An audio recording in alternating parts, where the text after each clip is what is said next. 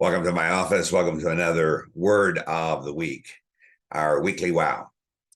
Month of November, Thanksgiving is coming. Our word today, the word pilgrim, a word I learned in the study of U.S. history, as did many of us, but also a word that shows up in the Bible.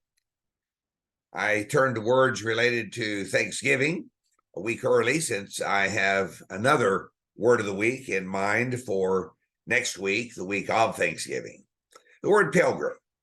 The dictionary says the word refers to any person who travels to a place for religious reasons.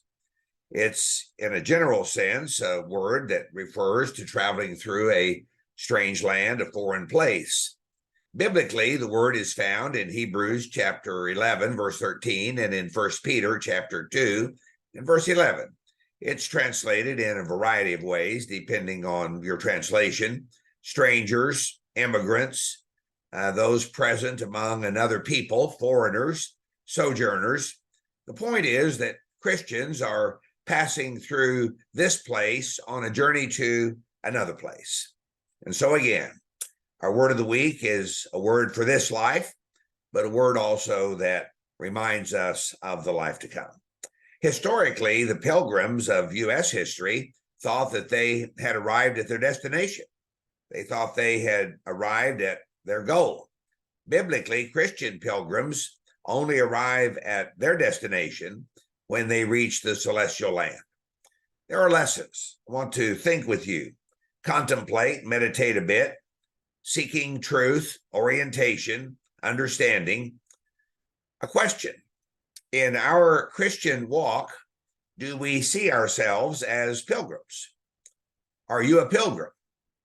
Am I a pilgrim? I love sayings, memorable phrases. I filled boxes with little sayings that I cut out from various sources from here and there before computers and technology made saving and accessing those sayings much easier. I paraphrase one of the sayings I remember from years past.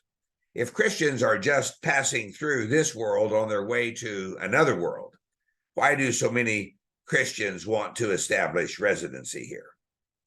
Lessons that we may learn from thinking about the pilgrims that are a part of U.S. history, but also focusing on how the Bible uses the word.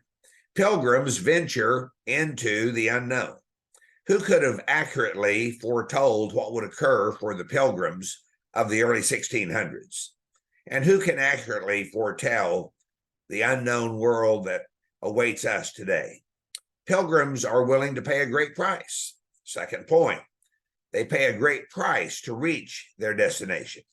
While only one person died on the 66-day voyage of the Mayflower, only 50 of the original 102 passengers survived the first winter in the new land.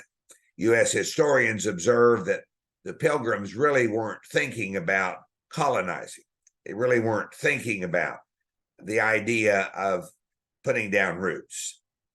A third thing I note is that pilgrims have a long-range view. The writer of the book of Hebrews, chapter 11, verse 13, says that the pilgrims he mentions had seen and greeted the promises from afar, but they were strangers and exiles on the earth. And finally, pilgrims are focused. 1 Peter chapter 2, verse 11, I urge you as sojourners and exiles to abstain from the passions of the flesh which wage war against your soul. The point is that there are dangers along the way. So a pilgrim must be ready, remain focused, keep the goal in mind. You undoubtedly can think of other lessons. Here are four that came to my mind quickly. We're venturing into unknown territory every day. We're willing to pay the price. We have a long-range view, and we remain focused. This is indeed a lesson that points us to another world. A few thoughts this week, a bit briefer. I encourage you to contemplate your own Christian pilgrimage. And I close with 7 pilgrim questions. What is the goal, the destination of your life? What do those who watch you daily see as your priority? Do you live a daring, risky Christian life? What price are you willing to pay to realize your spiritual goal? Do you live for the present or the here and now? How often do you think about heaven? And how is the spiritual focus of your life? Hope these questions are helpful and our study a blessing. Remember that God loves you, I love you. That's the way it's going to be. May we go forth this week reassured and remembering. In fact, we are strangers and exiles as we pass through this world on the way to another world. May God bless us as we seek to continue on our journey toward God's ultimate goal for us.